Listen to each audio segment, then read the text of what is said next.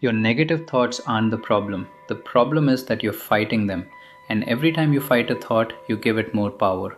In the next few minutes, I'm going to show you why trying to remove negative thoughts makes them stronger, and the three practices that will change your relationship with your thoughts so they lose their grip on you. I used to battle my negative thoughts constantly. I'm not good enough, something bad is going to happen, I'm going to fail.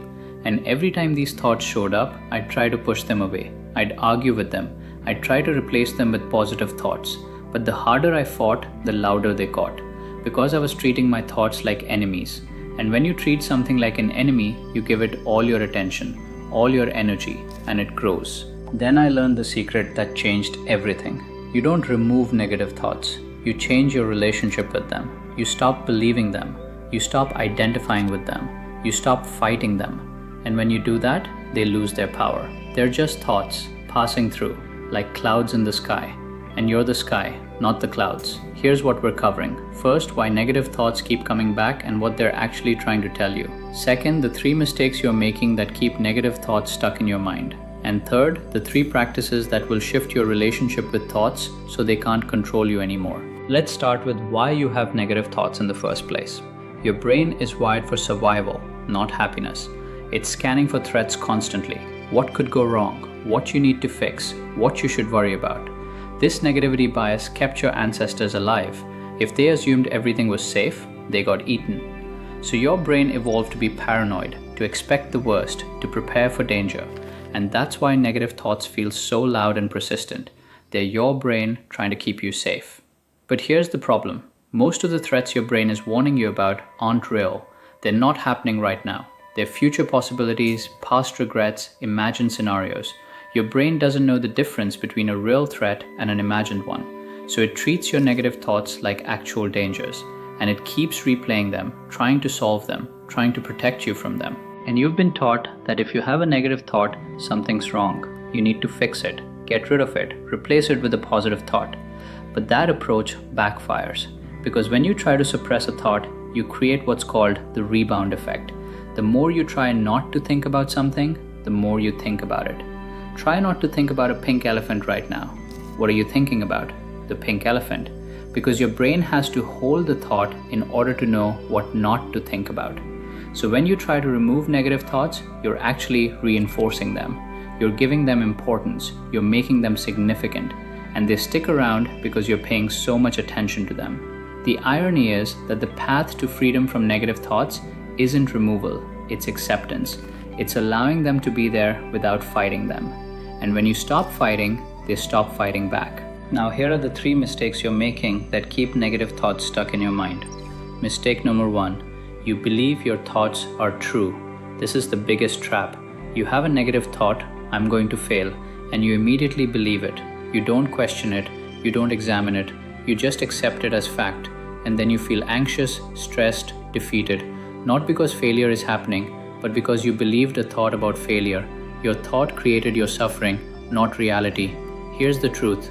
Thoughts are not facts. They're just mental events. Your brain produces thousands of thoughts a day. Most of them are random, repetitive, and inaccurate. But you don't have to believe all of them. Just because you think something doesn't make it true. You can have the thought, I'm worthless, and recognize that's just a thought. It's not reality. It's not who I am. It's just my brain doing what brains do, producing thoughts.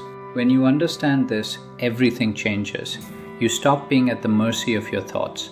You stop letting them dictate your emotions and actions. You can have a negative thought and just let it be there without turning it into your identity or your future. Mistake number two, you try to force positive thinking. This is the go-to strategy. You have a negative thought, so you try to replace it with a positive one. I'm going to fail becomes I'm going to succeed, and that feels better for a moment. But it doesn't actually work, because deep down, you don't believe the positive thought. It's not authentic. It's just a layer of fake positivity covering up the real fear underneath. Forced positive thinking is spiritual bypassing. You're trying to skip over the negative emotion and jump straight to feeling good. But emotions don't work that way. You can't just affirm your way out of fear or self-doubt. You have to acknowledge it, feel it, process it, and then, organically, from a place of actually working through it, more positive thoughts naturally emerge. Not because you forced them, but because you resolved the underlying issue. The problem with toxic positivity is it invalidates your real experience. It says, you shouldn't feel this way, just think positive. But you do feel this way, and pretending you don't just buries the emotion. It doesn't heal it. So stop trying to paint over negative thoughts with positive ones. Instead, acknowledge the negative thought, understand where it's coming from, and address the root, not just the symptom. Mistake number 3, you identify with your thoughts. You think you are your thoughts. So when you have a negative thought, you think you're a negative person. When you think I'm not good enough, you believe that's who you are. But that's not true. You're not your thoughts. You're the awareness behind your thoughts. You're the one noticing them, the observer, the witness. And when you realize this, negative thoughts lose their power because they're not about you, they're just happening in you. Think of it like this, you're the sky, thoughts are the weather. Sometimes it's sunny, sometimes it's stormy, but the sky doesn't become the storm. The sky remains the sky, no matter what weather passes through. Same with you, you're not your negative thoughts, you're the space in which they arise and pass away. And when you remember that, you stop taking them so personally. Now here's how you actually shift your relationship with negative thoughts so they stop controlling you. These aren't removal techniques, they're acceptance practices that dissolve the power of negativity. Practice number 1, label thoughts as thoughts. This is simple but powerful. When a negative thought arises, instead of believing it or fighting it, just label it. That's a thought. Or more specifically, I'm having the thought that I'm not good enough. See the difference? Instead of I'm not good enough, which sounds like truth, it's I'm having the thought that I'm not good enough, which sounds like what it is, just a thought. This creates distance. You're not the thought.